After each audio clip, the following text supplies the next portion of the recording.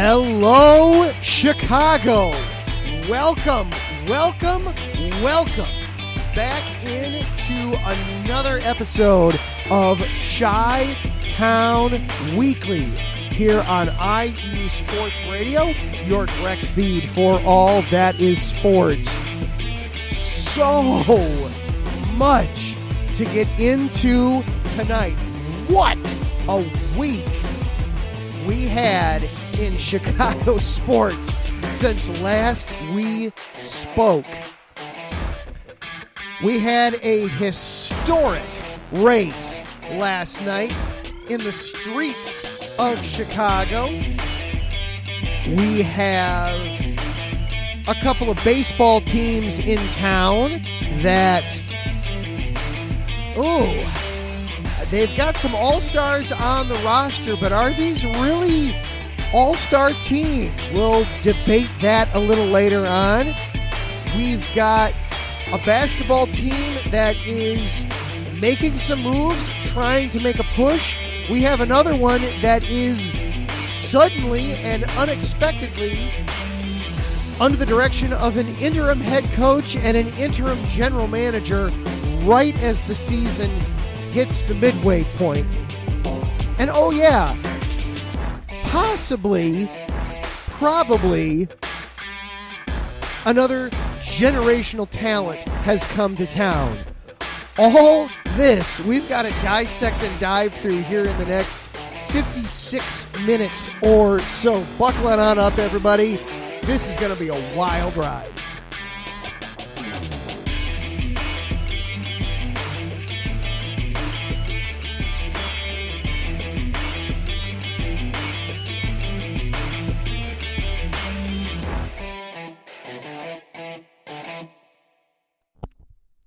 Hello and good evening, everyone. I am your host, Adam Karnick. Welcome on in to another episode of Chi-Town Weekly here on IE Sports Radio, your direct feed for all that is sports.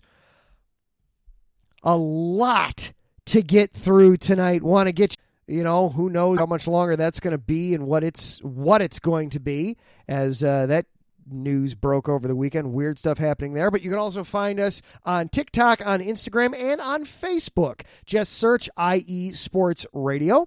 This show, Chi-Town Weekly, is of course also available for you as well on Twitter. Search at IESRC, or you can find me on you can find me on Twitter at Adam_Karnick. IE Sports Radio, of course, we've been around now for 9 years. Thank you for all the support you guys have shown us throughout those 9 years. We continue to just keep striving for it every single day and keep working, and you guys coming and listening really, really is helping to make that possible. It really helps us to keep going here. So lots to get through, and lots going on in the chat room. If you are listening live here on this Monday night here on Spreaker.com, hop on into the chat room. It is already buzzing in there. Taryn Rodriguez is here. Mike Pat just chimed in. Larry B is going all over the map. He is all kinds of excited as we get in here. He is still revved up from the race last night through the streets of Chicago. It got started a little later than anticipated. Wasn't quite as long of a race as they originally anticipated, but they did make history last night, and we will get to that. But that's not where I wanted to start today, actually, because in the midst of everything going on, there was some late breaking and frankly shocking news that came in over the weekend. I want to start in the WNBA with the Sky. Now, The Sky played a game yesterday. They played against the Indiana Fever down in Indianapolis. They did win the game 89-87. Courtney Williams got the game-winning shot with 18 seconds left on the clock. She followed up she got her first ever triple-double earlier in the week. She followed that up with the go-ahead bucket yesterday. She had a team-high 28 points in that game. In fact, that was also the game high number. However, that wasn't the story yesterday. If you were watching the game yesterday and you noticed, hey, wait a minute, the head coach looks different. Where's Coach James Wade? Who's that guy there on the bench leading the team? The crazy, and I see Taryn. I will get into a little bit of Untouchables talk as we get in there. Taryn referring to the National Volleyball men's team in Chicago, the Chicago Untouchables, the best name in the NMV. They're not having the best record, unfortunately, but they still have the best nickname. But the news with the Sky over the weekend was that head coach and general manager James Wade resigned very unexpectedly to take a position with the Toronto Raptors as an assistant head coach. This came basically out of the blue. Coach Wade informed the team, officially informed the players on Saturday afternoon that he was leaving. And for the players, that was the first official anything that they had heard. I was following along with it with the Sun Times. Annie Costabile, who you may recall we had as a guest here on the show a couple of summers ago, I believe is when we had her on. It was about to preview the season right before actually the start of the 2021 season when they won their title. But it was a surprise decision to say the least. I was following along with Annie Costabile over the weekend with it, and she managed to get a little bit of clarity from Coach Wade about it. The quote from Coach Wade after he left was that, actually, as I see Taryn comment here, Coach Wade wanted the money. Coach Wade, it wasn't about money. It was an opportunity to coach on a level where I can further myself as a coach. At the same time, I can still be an advocate for the women's game. Now, James Wade has a relationship with the Toronto Raptors president, Masai Ujiri. That dates back to when the Sky hired him to be their head coach and general manager. Ujiri reached out to Coach Wade and gave him some pointers on how to be an executive, because of course, Wade has plenty of experience as a coach, but that was his first real experience running a team in that regard. The players, while they found out on Saturday, they had a feeling that something was going on. I want to make sure that I attribute this quote correctly here. Alana Smith spoke about it yesterday. We found out formally on Saturday, but I guess when big decisions are going down and stuff, there's a vibe. There had obviously been a little bit of a feeling going through the building. Wade had approached the team. He had approached ownership a few weeks ago when the opportunity arose for him to pursue. The article doesn't say what it is, doesn't go into specifics about what it is with this opportunity that that Wade sees with it. The timing is really interesting because it was just a month ago that Wade was quoted as saying that he wanted to be a lifer.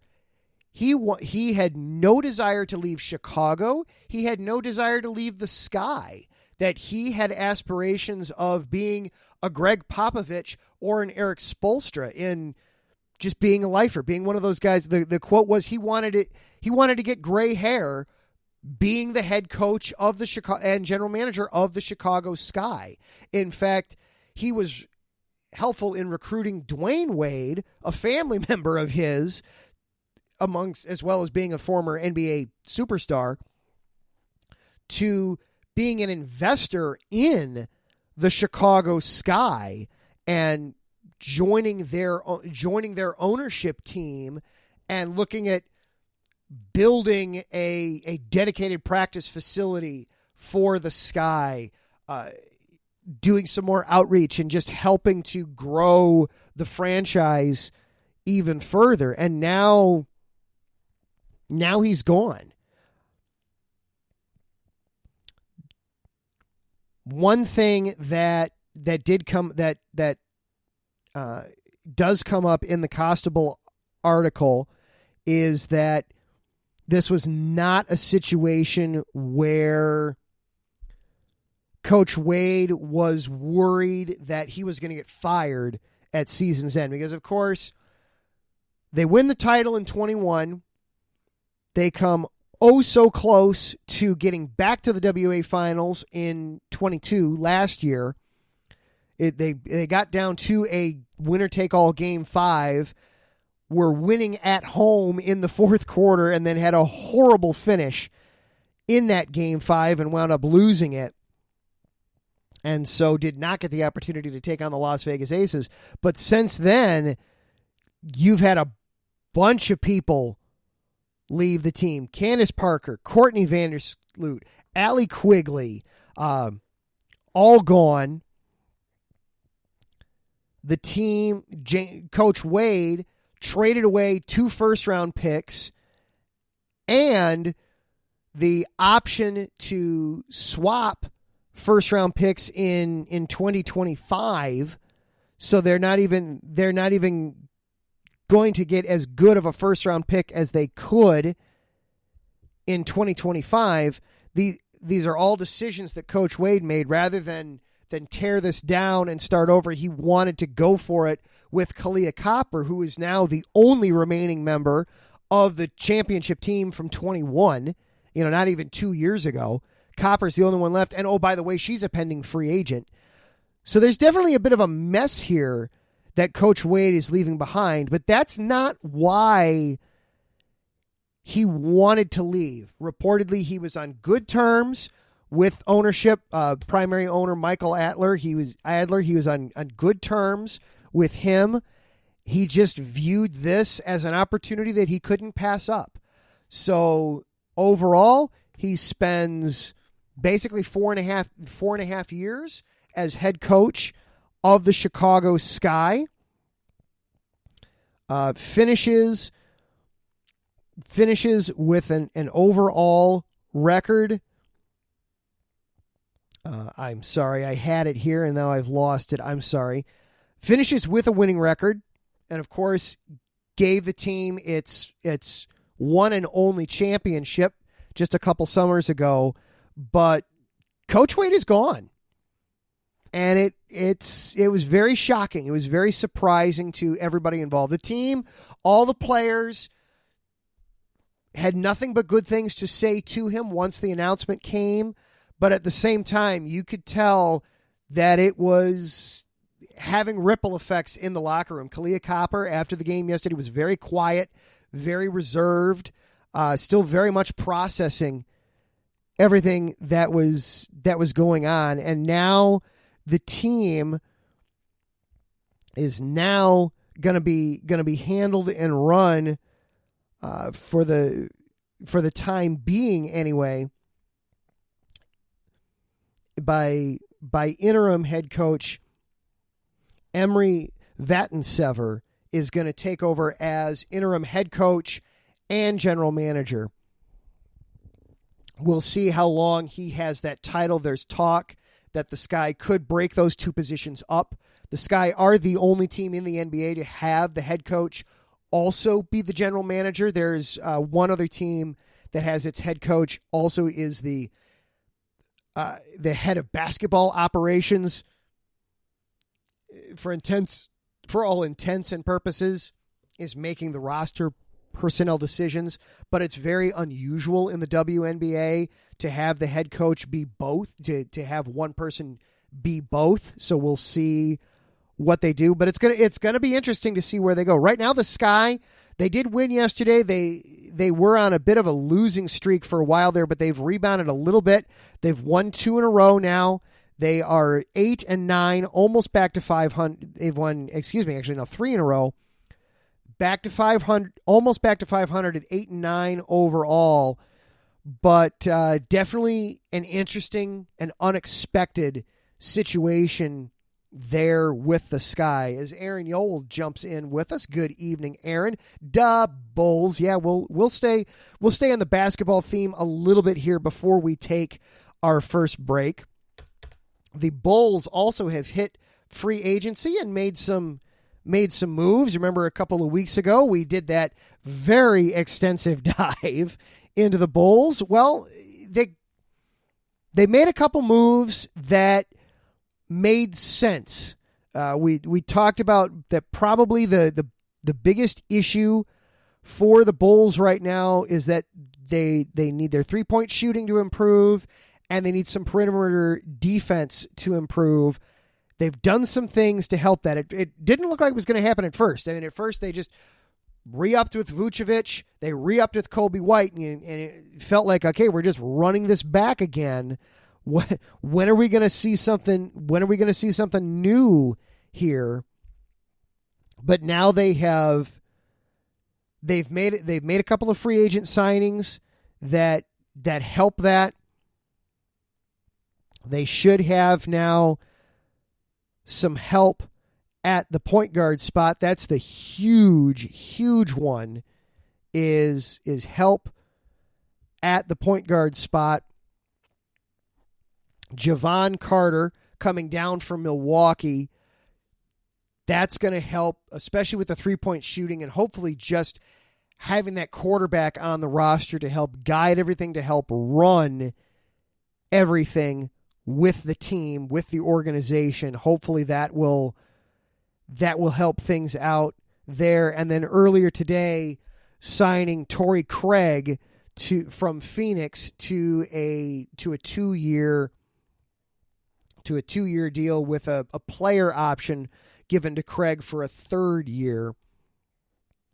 He also will be somebody that can help with perimeter defense, and he's an over 40% 3-point shooter. So that's something that should help give the Bulls some length, should help give the Bulls a more modern look at least. We'll see ultimately how much of an effect it has with the team.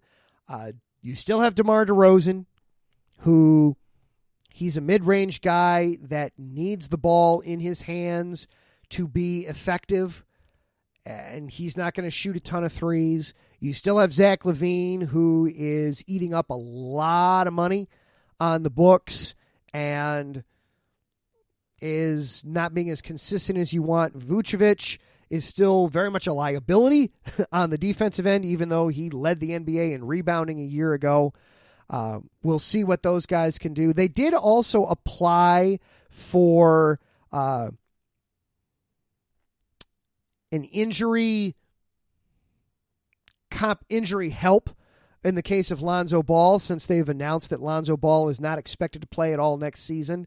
They're trying to recoup about half of Ball's salary for this year, which will help the disabled player exception, which will give the Bulls about another $10 million in salary cap space, so that they have a little bit of flexibility under the luxury tax. We'll see what happens if they're able to get that or not. But a couple of signings, we'll see what it does for the Bulls. there's certainly moves in the right direction. This team might not be any better than 4th, 5th, or 6th in the Eastern Conference, though. We'll have to see what happens. But there are at least moves in the right direction and logical ones for what the team needs. All right, we are going to take a quick break. And then on the flip side, we have some history to dissect from last night. We got to talk about that race. I know Larry's going to be excited. I know there's a lot of people that watch. I got kind of giddy watching some of the highlights just because of some of the zaniness that was the Grant Park 220 last night. We got to talk about it a little bit. This is Chi-Town Weekly here on IE Sports Radio, your direct feed for all that is sports. We will be right back after this. Hello, sports fans. It's me, your boy Larry B, and I want to walk you through the world of sports. No, not just the mainstream major TV deal type sports, although those are important too. But let me be your guide through your journey of all sports, from college to the pros, the minors, and everything in between. Each week, we are talking sports galore with true diehards just like you from a hardcore fan's perspective that's sure to quench your thirst around leagues you may know all too well and some you may even discover here. That's right, sports fans. If you love sports of all kinds, enjoy hearing amazing sports stories, and respect all sports because you know how difficult any of them can be to play or compete in, then this is your show. Join me, your boy Larry B, on the defining moment each week here on IE Sports Radio, your direct feed for all that is sports, and let the sports come to you.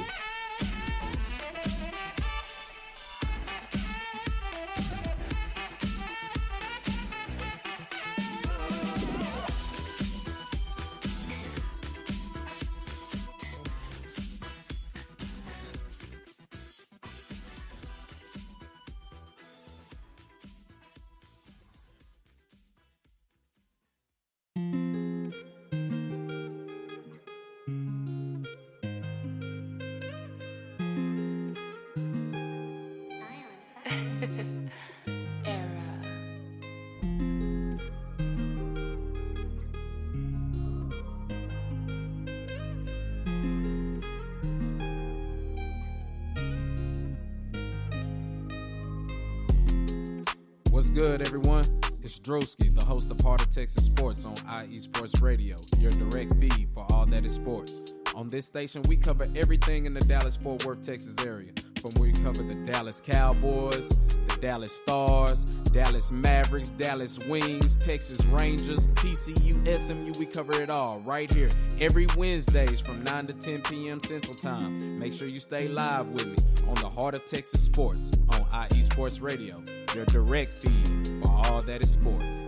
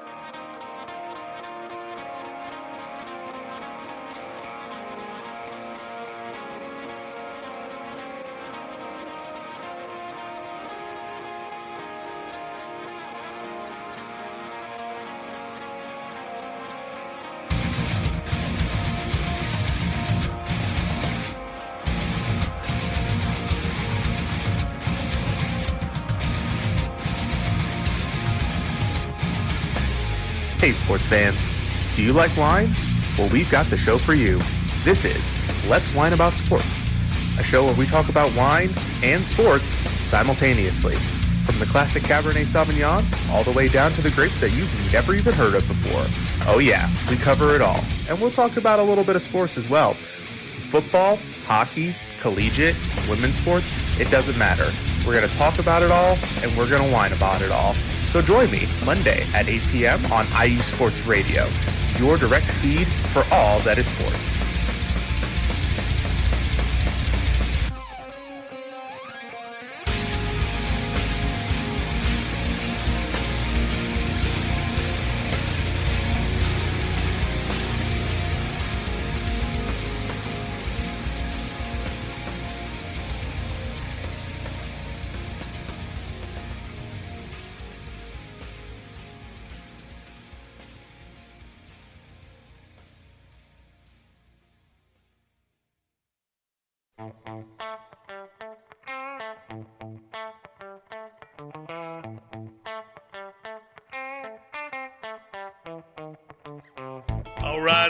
All right. Welcome to AZ Sports Daily. I'm your host, Kiernan Daly, bringing the heat to Arizona sports. There's no discrimination here. We're going to talk about every sports team, professional and college. The show is all about you, the listener. I'm here to entertain you. Are you not entertained? Is this not why you are here? It's going to be fun, high energy. You may not agree with what I say. That's okay. Let me hear you. Let's talk about it. Join me every Wednesday, 8 p.m. Pacific Standard Time, right here on AZ Sports Daily. That's AZ Sports, D-A-L-E-Y, and at IE Sports Radio, your direct feed for all that is sports.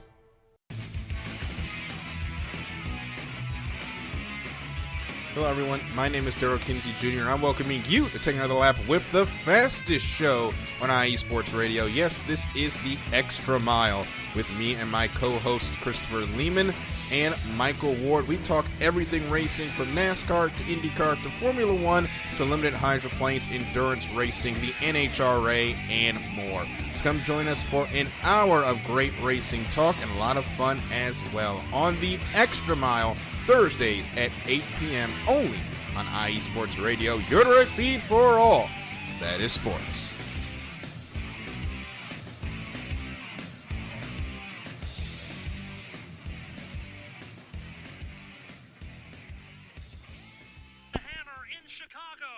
The NASCAR Cup Series first ever street course race is underway, and we've got a car around on Columbus Drive. It's Eric Almirola, spins on lap one. Oh no! And three cars have come together at the end of the straightaway, at the end of Columbus Drive in turn 6. Teammates Eric Jones and Noah Gregson were there along with Brad Keselowski. Oh.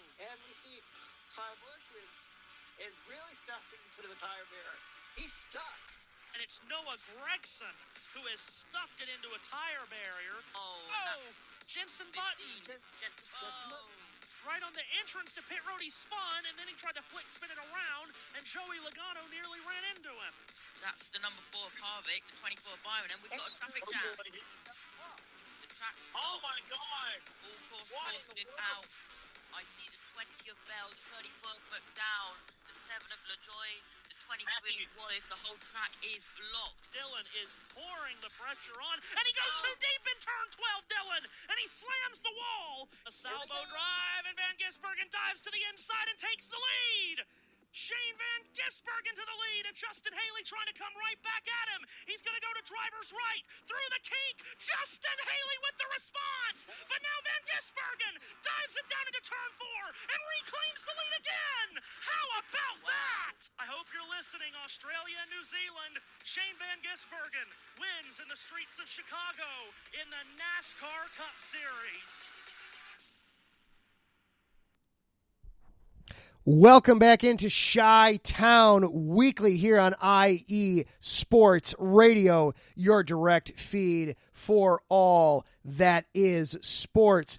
Big thank you to our sister station, USRN, for their coverage of the Grant Park 220 yesterday. That was Matthew Owens, Josh Turner, Adam Lemerise, and Seth Jones on the call there.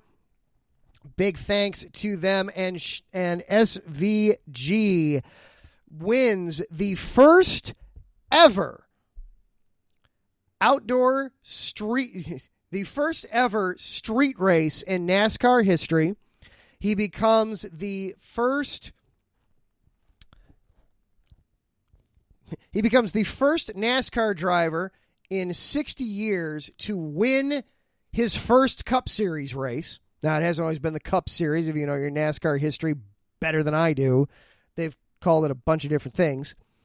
But that was a historic day yesterday in Chicago, the Grant Park 220.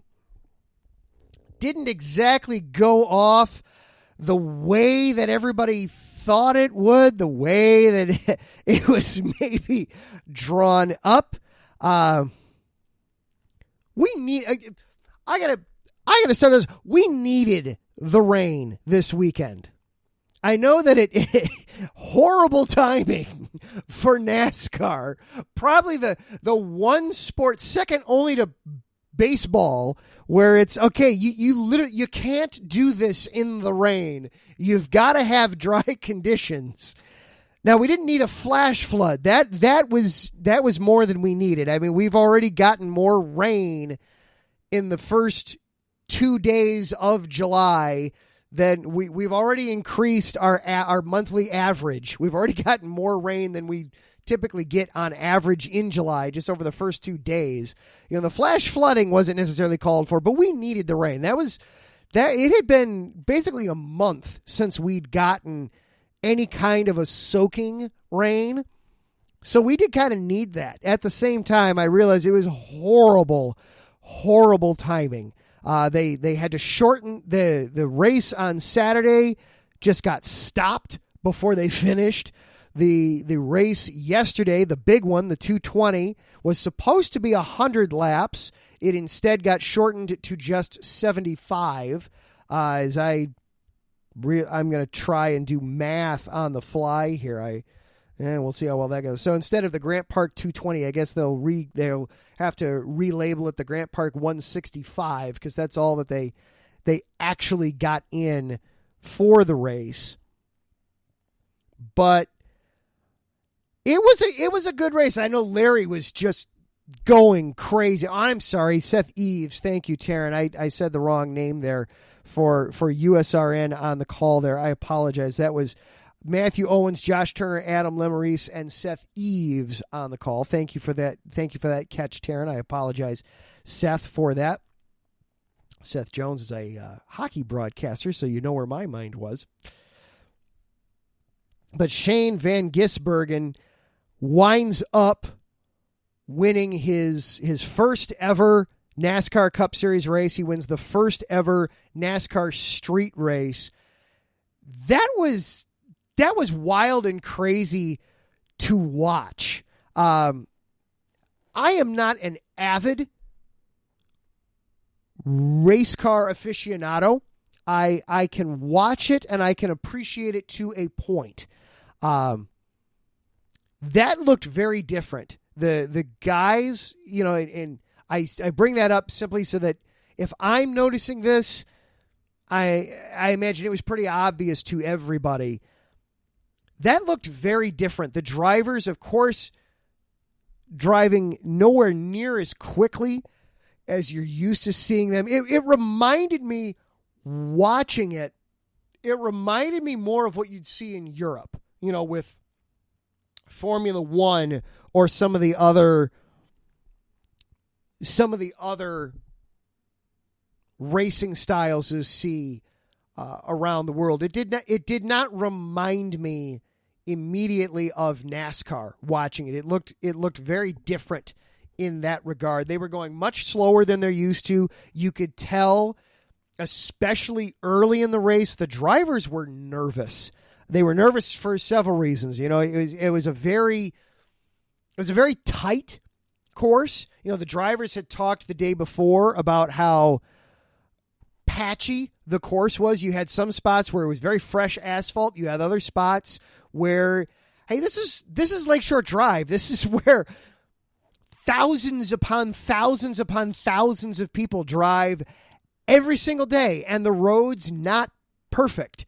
And you could tell that, well, hey, when we're supposed to be going at these very high rates of speed and doing this precision style driving, we kind of need everything to be perfect.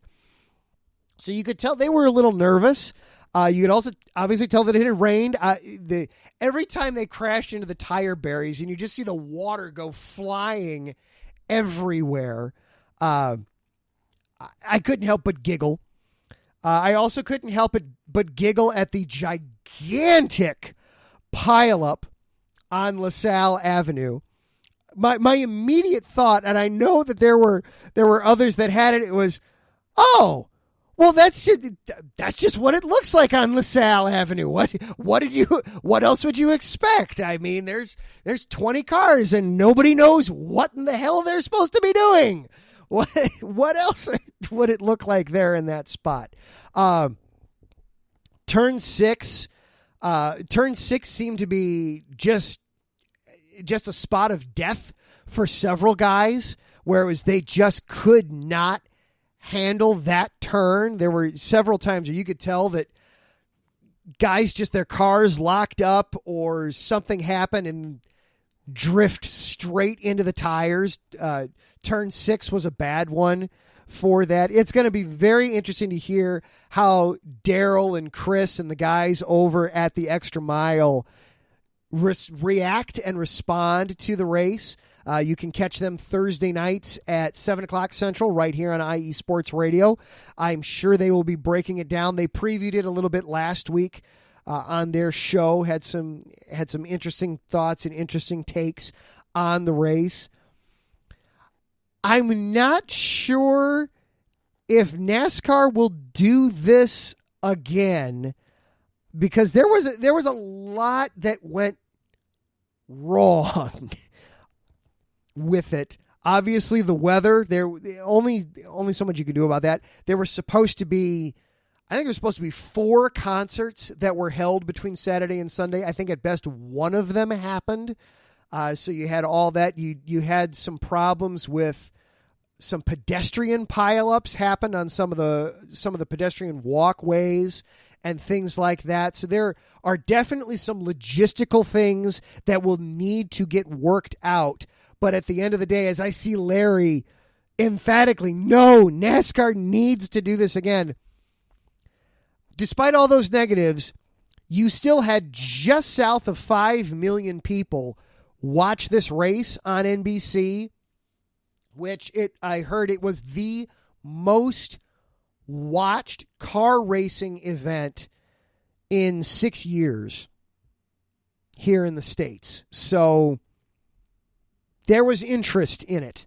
There, you caught people's attention. There were some interesting spots where fans were able to actually watch parts of the race for free.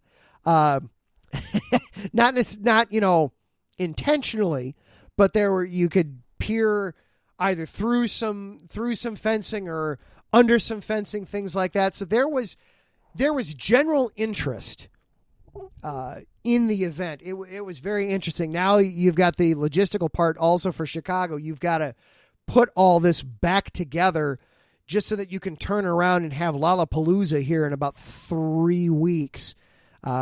Lakeshore Drive will be back to normal for about a week. It's going to be the last road that gets put back to normal. And then a week later, they'll have to start shutting it down again in anticipation of Lollapalooza at the beginning of August. So, it definitely will have some kinks to be ironed out. But you had almost 5 million people watch it on television. The visuals, of course, were spectacular because it's Chicago. Chicago is a gorgeous city. The visuals are easy for television cameras to set up and make look good. So it'll be interesting, but it was definitely a different kind of race. It was a different kind of event for NASCAR. Larry puts it very well here in the chat. Sometimes you need a shakeup like yesterday, and that was definitely a shakeup for NASCAR. You had guys, I mean, you had drivers who were spending time in first gear as opposed to just ripping it open, being in 5th, 6th gear and just pedal to the metal, off you go. They had to definitely finesse, but in the end, and my dad is a short track fan for NASCAR. Martinsville was the track he always loved, and it was in part because whoever won the race was going to be whoever was going to get the opportunity to finish it, because you'd have so many wrecks, so many spots where it was somebody was going to have to be nimble with how they drive instead of just put the pedal down, hold it at that angle to maintain that left-hand curve all the way around the oval. You had to put on a different skill set had to get used in that race yesterday, but you still wound up. I think there were roughly a dozen cars still alive at the end of the race yesterday. So you got to see a little bit more open racing at the end as SVG came around and got the win. And you saw with 5 laps to go, my goodness, the finish there between Healy and SVG there, as they were fighting it out there for the finish. There were definitely some more traditional moments that happened.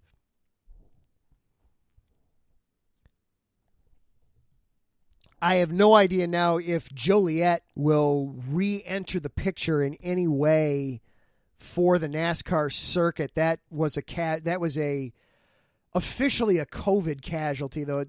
If I remember it right, that was probably going to get taken out of circulation anyway, and COVID just accelerated that by a year or two. It'll be interesting to see if that now re-enters, if any of this has any effect on NASCAR returning to the Chicagoland area in any way, shape, form, or fashion. But it was certainly interesting to watch.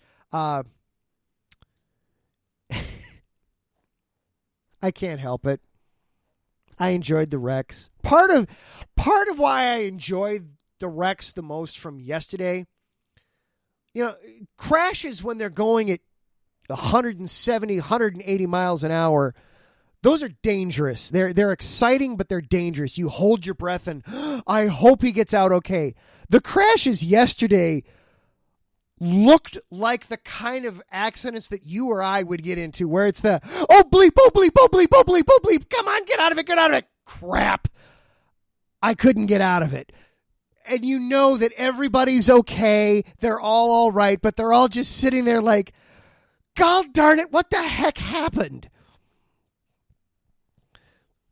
That was the kind of thing that just made you chuckle yesterday with the crashes and the racing yesterday. So it always made me giggle. It made me giggle watching that. But overall, a mixed bag, but overall, probably about as good of an event as you could have hoped to have seen from that there in downtown yesterday on the NASCAR circuit. All right, we're going to take one more break, and then when we come back, we've got some baseball to discuss before we get out of here. The Cubs and the Sox, the All-Star rosters have been announced. We've got some representation there. We are almost to the All-Star break. We are almost halfway through the season. What is going on with these two teams? We will discuss that and more. You have found your way to Chi-Town Weekly here on IE Sports Radio, your direct feed for all that is sports. What up, Boston sports fans? This is Mikey Two Guns here, your host of Our Bleepin' City, airing every Wednesday night from 7 to 8 p.m. right here on IE Sports Radio, your direct feed for all that is sports. Please join me. We'll talk everything Boston sports, all the local teams, college teams. I'm even down to talk MMA, boxing, whatever you guys want. So join me every Wednesday night, 7 to 8 p.m. Chime in with your questions on the chat, tweet the show. We'll even have call-ins. I can't wait to hear from you guys. This is going to be a lot of fun. So once again, it's Our Bleepin' City. I am your host, Mikey Two Guns, every Wednesday night from 7 to 8 p.m. right here on IE Sports Radio, your direct feed for all that is sports. See you soon, people.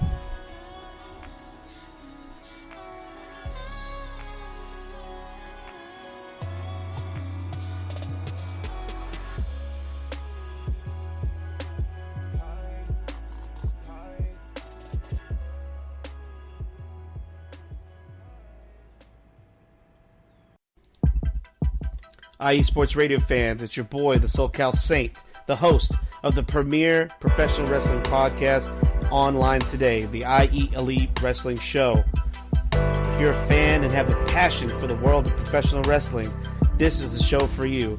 I take you inside the ropes with all the athleticism, high-flying, and hard-hitting action, and then we take it backstage with all the backstage drama and backstabbing that goes on in the world of professional wrestling today. If something's going on in the world of professional wrestling, rest assured, the SoCal Saint knows what's going on, and he's going to let you know too. If you're a fan, check us out every Tuesday, 12 p.m. Central Standard Time, 10 a.m. Pacific Standard Time, only on IE Sports Radio. The IE Elite Wrestling Show, your direct feed for all that is professional wrestling, on the only network that is your direct feed for all that is sports. Check us out.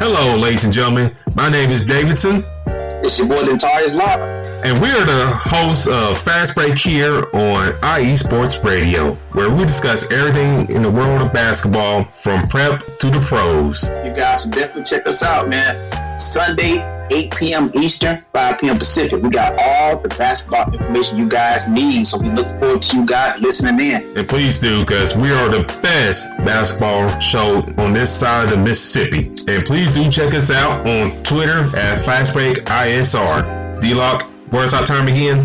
8 p.m. Eastern, 5 p.m. Pacific. That give you guys plenty of time on a Sunday. Tune in.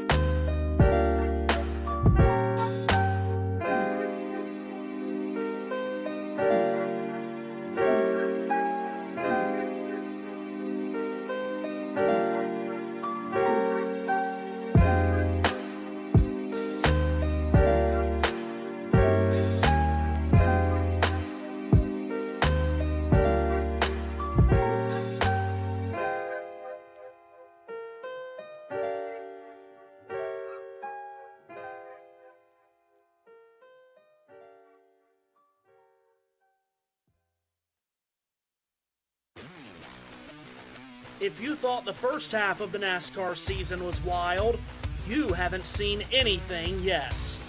Catch all of the exhilarating NASCAR action from the final 20 races of the season, all on USRN.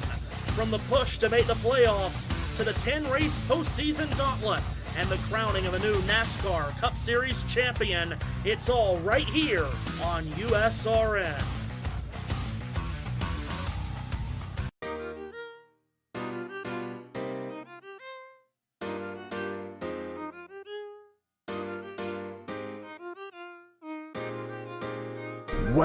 Well, what is up, Carolina Nation? This is John Felipe of the Carolina Cast, of course, the podcast of, by, and for the Carolinas, right here on IE Sports, your direct feed for all that is sports.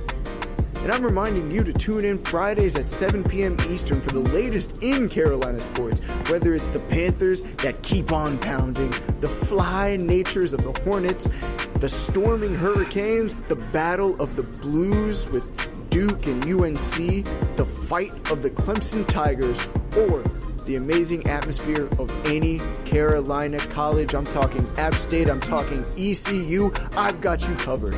Once again, tune in for the Carolina Cast with me, John Felipe, Fridays at 7 p.m. Eastern Standard Time, right here on IE Sports Radio, your direct feed for all that is sports.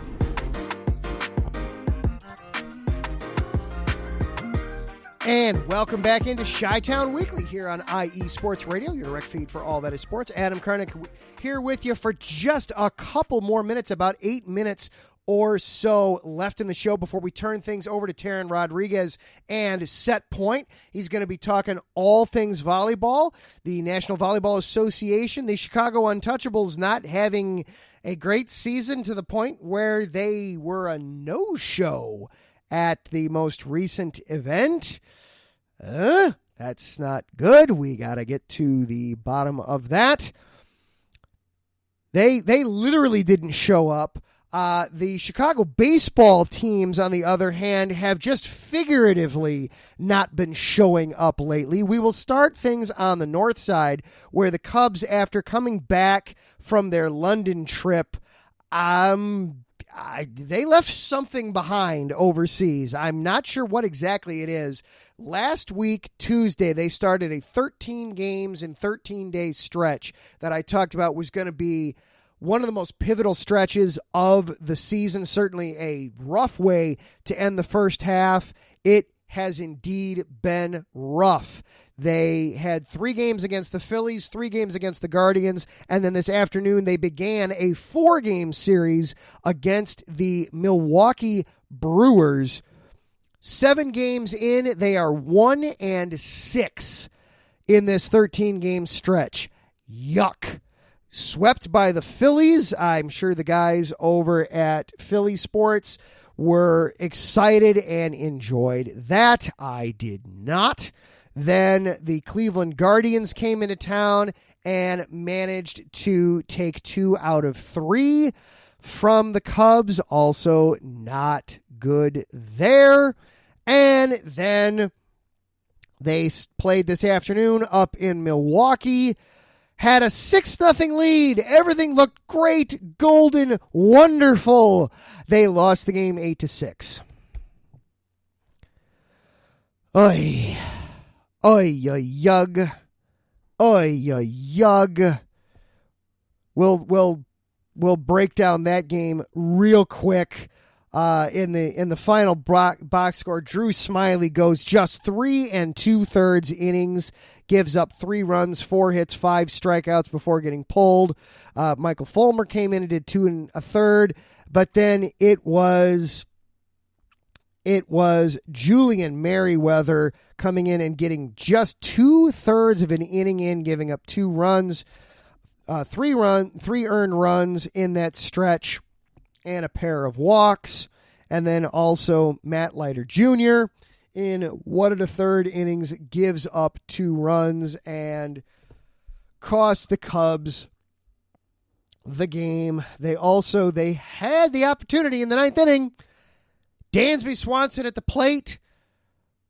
Tying run is on first base, and Swansby strikes out, looking to end the game. So now the Cubs, as we sit here on July the 3rd,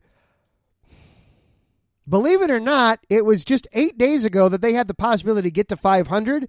They are now 7 games under, 7 games back in the division. They have fallen all the way back to 4th place again. And don't look now, but the Cardinals are starting to catch up to them. And it's a rough stretch here for the Cubs. The White Sox, meanwhile, well, they had a stretch there against the Angels where they managed to not lose the series. They split 2 out of the 4, right? That's got to feel kind of good, right? And then they've got the Athletics. Oh, surely they will win their series against Oakland, right? There's no way they can lose a series to the worst team in baseball, right? Dropped the first 2 games and did everything in their power to lose the game yesterday. It took a catch at the wall with the tying and go-ahead runs aboard to salvage the win yesterday for the Sox. They lose 2 out of 3 to the A's. They now have the night off tonight before they host the Blue Jays for 3 starting tomorrow night, and then they host the Cardinals over the weekend. Frankly, at this point, with the White Sox, they're done. Stick a fork in them, cook them, however you want to put it, they're done. They're 12 games under. I don't care that they're only 5.5 back of the Twins for first place in the American League Central. This team's going nowhere. The Cubs, I feel more optimistically about the Cubs simply because that division is so bad, and we have seen stretches from the Cubs where they can be efficient. But we'll have to dive some more into this next week. But just pitiful baseball the last week or so here in town. A quick note, one other unique thing going on in the city. So we had NASCAR this last week. This coming weekend, you've got coming up down at StubHub Stadium, it is the Major League Rugby Championship is coming to Chicago. It is going to be a party. It's going to be the San Diego Legion and the New England Free Jacks competing for the Major League Rugby Championship. There's going to be a block party with it going on as well. Shaquille O'Neal is going to be on hand serving as DJ, and the Dropkick Murphys are going to be in town as well. The Chicago Hounds finished up their inaugural season in Major League Rugby this year, finishing a very disappointing 3-13 overall. At least the Chicago Untouchables are doing better than that. They're still alive in the volleyball playoffs. With that, I will segue our way into Taryn Rodriguez and Set Point. Stick around right after us. Taryn will be discussing those Untouchables plus the rest of the NVA, breaking down the playoff picture there in the Volleyball Association. Do the Untouchables have a chance? They moved up his own personal rankings. They went from being a Carly Rae cover to at least they've got a chance now. So we'll see what they can do. Yeah, how about that, Taryn? Yeah, San Diego does have a pro sports team not in the NBA. The San Diego Legion went 15-1 this season. So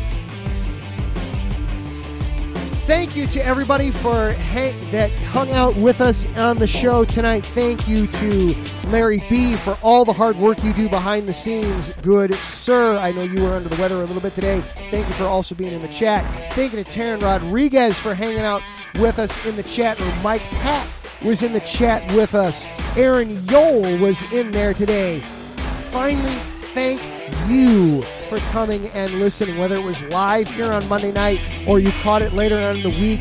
YouTube, iHeartRadio, Spotify, Apple Podcasts, Amazon Music, however you listen. Thank you. Have a safe 4th of July. We'll see you next week.